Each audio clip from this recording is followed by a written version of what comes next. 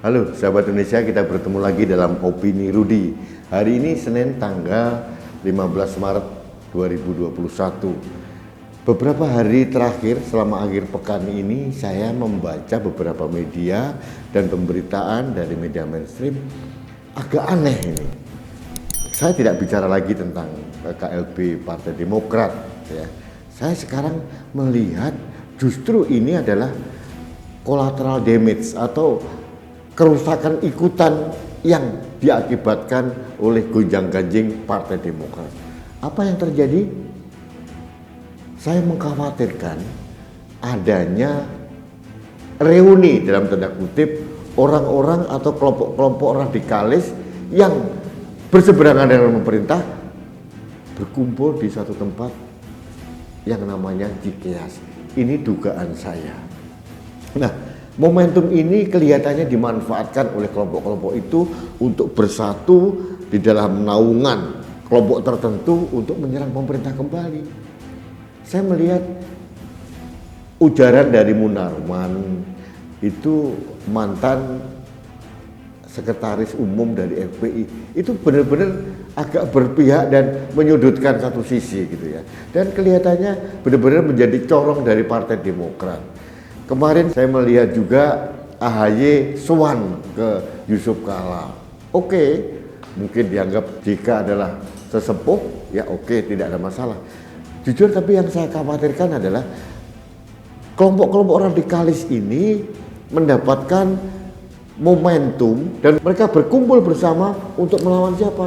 Melawan pemerintah Presiden Jokowi. Ini yang saya duga dan mudah-mudahan saya salah begitu ya. Tapi saya cukup khawatir karena ada rekam jejak yang panjang selama tahun 2016 Cikeas berbuat yang sama.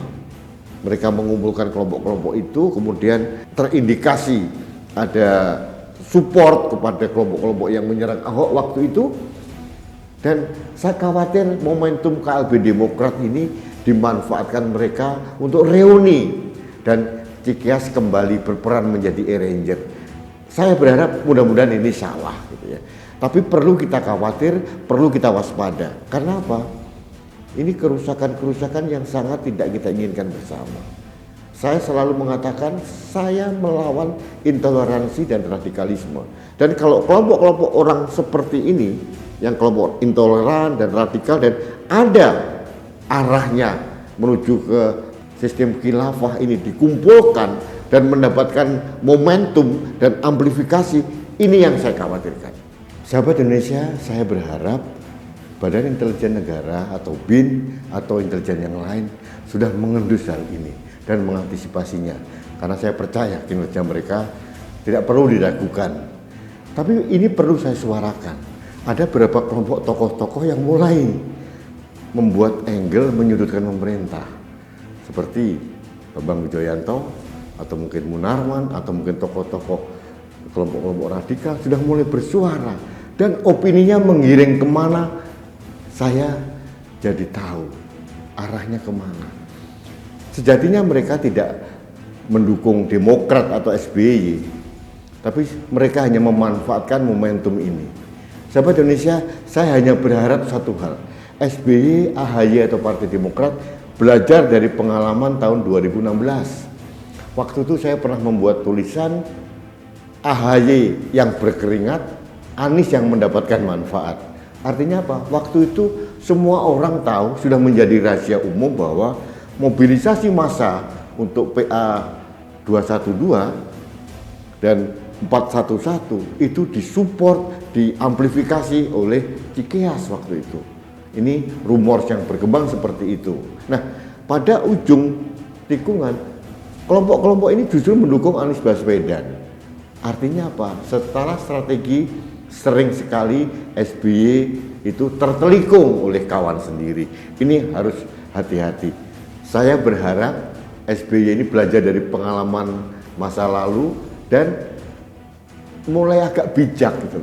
Sayang sekali sudah mengumpulkan orang, mau menciptakan suatu rencana-rencana tertentu, bahkan mungkin sudah menggelontorkan uang yang tidak sedikit, tapi ujung-ujungnya tertelikung juga.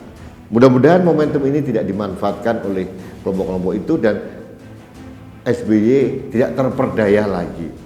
Sahabat Indonesia, sekali lagi ini kecemasan dan kekhawatiran saya.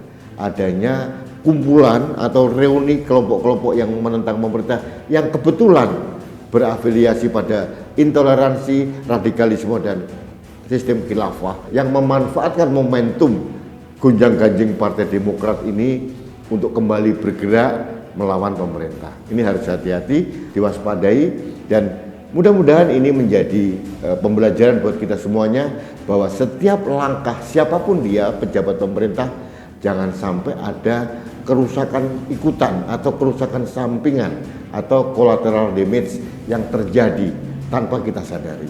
Ini yang saya sayangkan sekali lagi. Mudah-mudahan reuni kelompok radikalis di Cikeas ini hanya rumors, tapi memang aromanya saya mencium ke arah sana. Mudah-mudahan segera kita antisipasi dan negara sudah siap menghadapi mereka. Baik sahabat Indonesia, demikian opini saya tentang rencana atau indikasi reuni kelompok-kelompok radikalis dan intoleran yang berkumpul, ditampung, diamplifikasi, difasilitasi oleh Cikeas memanfaatkan gonjang-ganjing Partai Demokrat untuk kembali membuat kegaduhan-kegaduhan. Mudah-mudahan ini hanya kekhawatiran saya sebagai rakyat jelata. Mudah-mudahan tidak terjadi, dan apapun terjadi negara harus tetap waspada dan siaga. Oke, jangan lupa like, subscribe, komen, dan share seluruh postingan kanal TV Anak Bangsa. Karena melalui saluran ini saya bisa menyuarakan kekhawatiran saya terhadap kelompok-kelompok radikalis dan kelompok-kelompok intoleran yang sedang membangun, mengkonsolidasikan diri dan mencari momentum untuk bergerak melawan pemerintah dan negara. Terima kasih, salam damai, Rudi SK.